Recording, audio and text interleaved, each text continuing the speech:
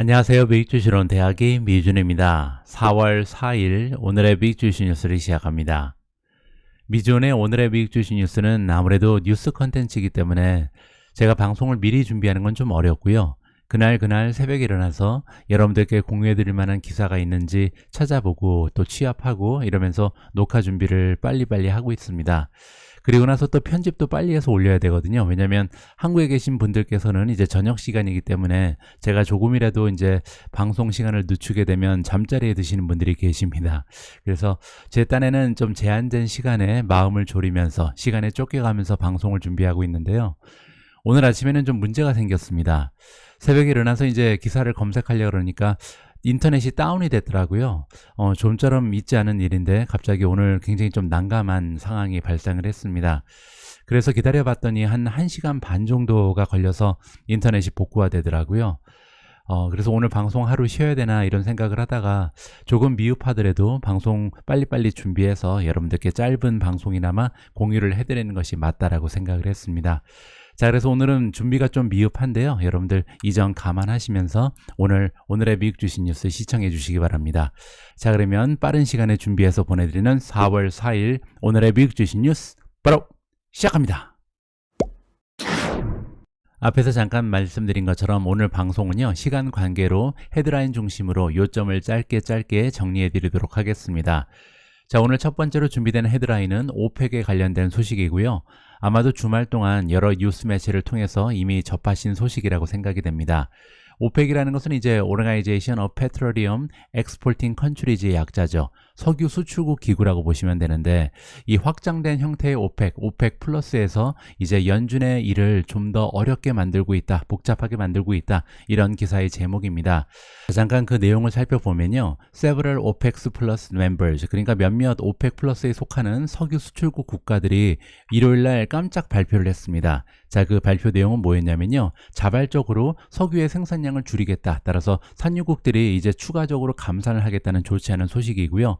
그 양은 하루에 116만 배럴 정도를 줄여나가겠다라고 발표가 나왔습니다. 자, 그렇게 되면요. 최근에 이제 인플레이션이 조금씩 잠잠해지는 모습을 보이고 또 유가가 안정화를 보였잖아요. 그래서 굉장히 좀 긍정적인 모습이 발견이 됐었는데 유가가 또 급등하는 계기가 될 수가 있을 것 같고요. 자, 이렇게 또 유가가 급등을 하면 휘발유 가격이 올라가겠죠. 그렇게 되면 인플레이션 지수가 다시 상승하는 모습을 보일 수도 있다. 굉장히 시장에는 부정적인 영향을 발휘할 수도 있는 소식이 주말에 전달이 됐습니다. 자, 아무쪼록 이번 감산 발표 때문에 또 인플레이션이 가속화되는 모습은 없었으면 하는 바람을 투자자로서 그리고 소비자로서 가져봅니다.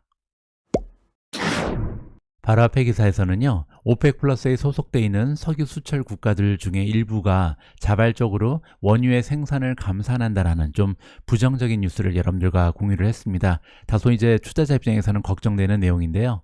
자, 이번에는 긍정적인 소식 하나를 전달해 드리도록 하겠습니다. 골드만삭스라는 투자기관의 의견이고요. 자, 조만간 연준에서 이제 기준금리 상승을 멈출 텐데 그리고 나서는 굉장히 긍정적인 시장의 모습을 우리가 기대해 볼 수 있다라는 역사적인 사실입니다. 자, 무슨 내용인지 한번 살펴보시죠. 자, 바로 지난달 실리콘밸리 은행이 주저앉은 이후에 많은 투자자들은요, 이제 기대감을 가지고 있습니다. 자, 투자자들의 기대감은 뭐냐면 이제 중앙은행에서 즉 연준에서 매우 공격적으로 인플레이션과 전쟁을 하고 있었는데 이러한 캠페인을 멈출 것이다. 그 얘기는요, 긴축을 멈춘다는 거죠. 굉장히 공격적으로 기준금리를 계속해서 올려왔는데 이러한 기준금리 상승이 멈출 때가 됐다. 이렇게 기대감을 가지고 있다라고 합니다.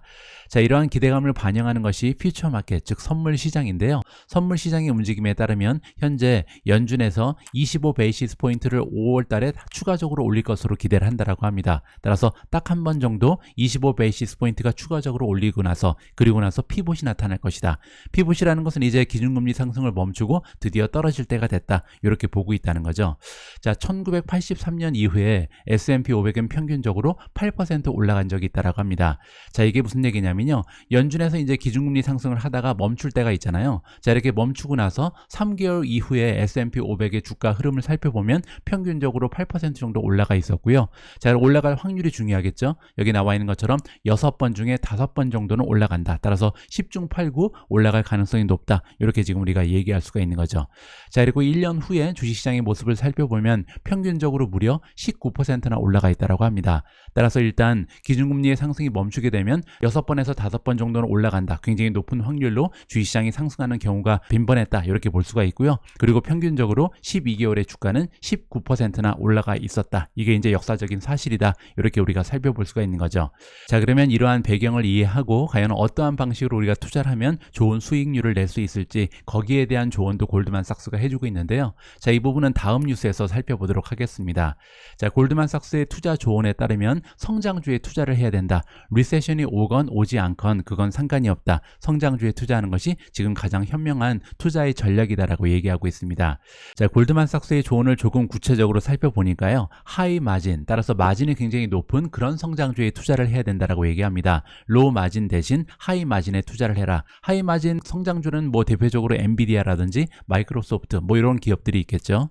자, 이렇게 마진이 좋은 성장주에 투자해야 되는 이유를 두 가지의 시나리오로 설명을 해주고 있는데요. 자, 첫 번째 경우는 리세션을 피해가는 경우입니다. 자, 만약에 미국 경제 그리고 글로벌 경제가 리세션에 빠져들지 않고 소프트 랜딩을 할 수 있다면, 자, 그렇게 돼도 문제가 하나 생기는데요. 바로 리얼 일즈입니다. 우리가 보통 실질 금리라고 부르는 것이죠. 실질 금리는요, 금리인데 인플레이션을 반영한 금리입니다. 만약에 리세션에 빠져들지 않는다면 실질 금리가 계속해서 높은 수준을 유지할 가능성이 높고, 그렇게 되면 마진이 좋지 않은 성장주들은 굉장히 좀 어려움을 겪게 될 것이다. 이렇게 우리 정리를 해볼 수가 있는 거고요.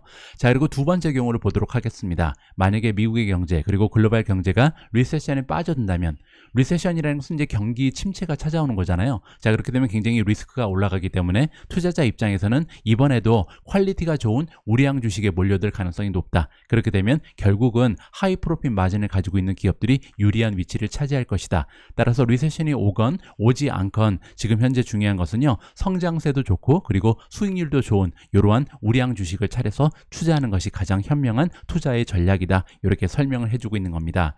자, 그러면 성장률도 좋고 그리고 수익률도 좋은 이런 주식들이 있는지 한번 살펴봐야 될 것 같은데요. 자, 일단 커뮤니케이션 서비스 쪽에는 테이크2를 추천해주고 있습니다. 테이크2 같은 경우는 세컨 12months니까 앞으로 2년간 성장률이 지금 연간 25% 정도 나올 것이다. 이렇게 예상을 하는 것 같고요. 넷 프로핏 마진도 17%를 예상하고 있습니다. 자, 밑에 에어비앤비가 나오는데요. 성장률은 15% 그리고 수익률은 24%, 굉장히 양호한 모습을 보이고 있고요. 조금 더 내려가서 제가 관심을 가지고 있는 기업들, 뭐 리벤트 같은 경우는 성장률이 22%, 마진은 37%나 되고요. 자, 그 밑에 이제 유니티 소프트웨어가 보이는데요. 유니티 소프트웨어 같은 경우는 성장률은 18%, 넷 프로핏은 16%를 보이고 있습니다. 자, 팔란티어도 좋은 것 같습니다. 19% 성장률 그리고 넷 프로핏이 22%고요. AMD는 15%라는 성장률을 기대해 볼 수가 있고 24%넷 프로핏이 나옵니다. 자, 마벨 테크놀로지 17%, 30%, G스케일러는 27%, 17%가 예상되고 있고요. 데이터독 30%, 20%, 크라우드 스트라이크 28%, 19%, 서비스 나우는 22%, 22%, 마지막으로 엔비디아 역시 성장세 24%, 그리고 넷 프로핏이 31%. 따라서 이렇게 수익률도 좋고 성장률도 좋은 이러한 우량 성장주에 투자를 하라는 것이 이번 골드만삭스의 투자 전략이었습니다. 다음에는 테슬라 관련된 소식을 준비했습니다. 어제 테슬라의 주가가 6.12%나 급락을 했는데요. 아마 많은 분들께서 왜 이렇게 테슬라 주가가 떨어졌나 굉장히 궁금해 하실 것 같습니다. 따라서 여기에 관련된 뉴스를 좀 준비해 봤는데요. 첫 번째는 1분기의 딜리버리 소식이라고 생각을 합니다. 자, 테슬라가 일요일날 발표하기를 딜리버리 수가 42만 2,875대라고 발표를 했습니다. 자, 그런데 시장의 전망치를 보면요, 41만 1,200대였거든요. 따라서 1분기 실적이 시장의 전망보다 오히려 초과 달성했죠. 따라서 긍정적인 소식인데 왜 이렇게 주가가 떨어졌나 조금 궁금해하신 분들이 계실 것 같은데요. 제가 볼 때는 이런 식으로 접근하면 될 것 같습니다. 자, 당초 우리가 테슬라에 가지고 있었던 기대감, 성장에 대한 기대감은 50%죠. 항상 이제 테슬라의 경영진에서도 테슬라는 매년 50% 성장하는 것을 목표로 한다. 이렇게 우리가 기대감을 가지고 있었는데 문제는 이번 분기의 성장률도 34%에 그쳤습니다. 따라서 지금 4분기 연속으로 테슬라가 50%의 성장을 보이는데 실패했거든요. 따라서 1년 가까이 지금 테슬라의 성장이 둔화되는 모습을 보이면서 시장에서 실망을 했다. 이렇게 볼 수가 있는 거고요. 자, 게다가 이번 1분기 같은 경우는 테슬라에서 굉장히 대대적으로 세일을 했습니다. 디스카운트를 시행을 했죠. 따라서 가격을 굉장히 많이 인하하면서 판매 실적을 높이기 위해서 많은 노력을 했음에도 불구하고 실적을 살펴보니 34% 증가하는 데 그쳤다. 자, 그 얘기는요, 두 마리의 토끼를 다 놓친 거죠. 우리가 이제 테슬라에 관련해서 가지고 있는 투자 논리가 크게 두 가지로 압축이 되죠. 첫 번째는 50% 가까운 연간 성장률, 그리고 두 번째가 마진이잖아요. 다른 자동차 기업에 비해서 굉장히 높은 마진을 유지하면서 수익률이 극대화된다. 자, 이렇게 두 가지의 기대감을 가지고 투자하고 있는데 일단 첫 번째로 가격을 많이 인하했음에도 불구하고 50%의 성장을 보이지 못하고 있고요. 두 번째는 가격을 많이 인하했기 때문에 마진에도 많은 손해를 입었습니다. 따라서 두 가지의 투자 논리가 조금 희미해지면서 많은 투자자들이 실망을 했다. 이렇게 우리가 생각을 해볼 수가 있을 것 같습니다. 자, 어제 테슬라 주가 급락에 일조를 했던 두 번째 배드 뉴스를 전달해 드리도록 하겠습니다. 자, 이번 기사는 솔라 루프 시스템에 관련된 소식이고요. 물론 이제 테슬라의 솔라 루프 시스템은 어디까지나 전기차에 비하면 부가적인 비즈니스 모델에 불과하죠. 자, 그럼에도 불구하고 투자자 입장에서는요, 굉장히 잠재력이 무궁무진하다. 언젠가는 한번 포텐이 터질 것이다. 이렇게 기대감을 가지고 있었던 비즈니스거든요. 자, 그런 의미에서 이번 기사 내용은 조금 주주 입장에서는 안타까운 마음이 듭니다. 자, 이번 기사의 내용은요, 우드 맥켄지라는 기관에서 발표한 리서치 결과에 그 바탕을 두고 있다. 이렇게 이해하시면 좋을 것 같고요. 자, 테슬라가 설치를 했는데 3,000개 정도의 솔라 루프 시스템을 설치하는 데 그쳤다라고 나와 있습니다. 자, 문제는 그 기간인데요. 2016년에 솔라 루프 시스템을 런칭한 이후에 지금까지 7년이죠. 7년간 3,000개 정도를 설치하고 판매하는 데 그쳤다. 이렇게 우리가 이해를 해볼 수가 있는 거고요. 자, 테슬라가 자체적으로 가지고 있었던 타겟이 나와 있습니다. 솔라 루프 시스템을 매주 2019년부터 1,000개 정도 제작하는 것이 목표였고요. 자, 그리고 인스톨레이션, 즉 판매의 수는 역시 2020년부터 매주 1,000개 정도를 판매하는 것을 자체적으로 목표로 설정을 해놨다. 이렇게 설명이 되고 있습니다. 자, 그런데 이번에 우드 맥켄지에서 발표한 평균 수치에 따르면요, 매주 평균적으로 판매된 테슬라의 솔라 루프의 숫자는 21개에 불과하다고 합니다. 자, 그 얘기는요, 목표는 매주 1,000개를 판매하는 게 목표였는데 지금 실제로 뚜껑을 열어보니까 21개밖에 못 팔았다. 정말 너무나 초라한 실적이 발표가 되는 거죠. 자, 그리고 지금 미국 쪽에서 매년 설치되고 있는 솔라 루프의 숫자가 500만 개에 이른다고 합니다. 따라서 시장은 계속해서 성장하고 있는 거죠. 따라서 테슬라의 실적을 전체 시장의 규모로 나누어 보면 2022년 기준으로 테슬라의 솔라 루프 시스템의 시장 점유율은요, 0.03%에 불과합니다. 따라서 굉장히 잠재력이 있는 비즈니스다. 향후 포텐이 터질 것이다. 이렇게 기대감을 가지고 있었던 투자자 입장에서는요, 굉장히 초라한 성적표를 발표하면서 많은 실망감을 느낄 수밖에 없었다. 이렇게 정리해 드릴 수가 있겠습니다. 앞에서 살펴본 1분기의 테슬라 판매 실적을 보면요, 연간 성장률이 34%에 불과하다. 그렇기 때문에 이번에 실망한 투자자들이 많이 있다. 이렇게 설명을 드렸는데요. 자, 그러면 경쟁 기업들은 어떤지 그들의 실적도 한번 살펴봐야겠죠. 자, 이번 기사에는 니오가 등장하는데 니오 같은 경우는 3월 한 달 동안 딜리버리의 수가 10,000대를 조금 넘어가는 실적을 발표했습니다. 자, 그런데 먼스 투 먼스로 보면, 따라서 2월 달의 실적과 비교하면 15%로 감소를 했고요. 그리고 작년과 비교하면 4% 정도 성장하는 데 그쳤다. 따라서 지금 현재 중국을 비롯한 전기차 시장에 굉장히 좀 성장률이 둔화되고 있는 상황이라는 것을 여기서 우리가 살펴볼 수가 있을 것 같고요. 자, 반면 1분기 실적을 보시면 니오 같은 경우는 31,041대를 판매를 했습니다. 그리고 작년과 대비했을 때 성장률이 20.5%에 불과했다. 따라서 테슬라의 성장률이 지금 50% 이하로 떨어진 것은요, 전반적으로 전기 자동차 시장이 둔화를 보이기 때문이다. 이렇게 우리가 정리를 해볼 수가 있겠죠. 하지만 니오의 20%에 비하면 테슬라의 34%는 비교적 양호한 성적표다. 이렇게 인정을 해줄 수도 있을 것 같고요.